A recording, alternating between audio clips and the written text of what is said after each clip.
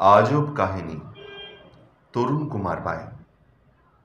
অরুণার নাটা মামার চুল বড় ঝাঁকড়া, চুলে নাকি ছেঁকে ধরে সামুদ্রিক এক কাঁকড়া। কাঁকড়ার ঘিলু নাকি ভাতে মেখে খায় সে, কাঁকড়ার মাথা খেয়ে বেশি বল পায় সে। অরুণার নাটা মামা মাছ ডিম খায় না, ভোজের সময় পাতে দুধ ঘিও চায় না। চায় না পাতেতে সে মাংস ও হাড্ডি, চাই পাতে কাঁকড়ার মোটা দাঁড়া চাড্ডি।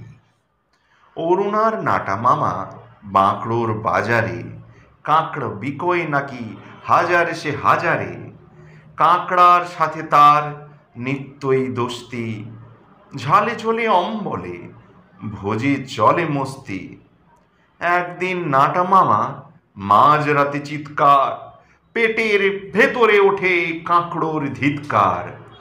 আন্দোলন করে তারা দাঁড়াগুলি উঁচিয়ে, বদলা নেবে নাকি খুঁচিয়ে সে খুঁচিয়ে।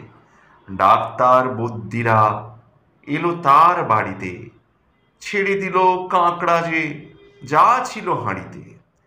কাঁকড়া চুল তার কেটে দিল কাঁচিতে, নাটা মামার কাহিনী আছে নাকি রাঁচিতে।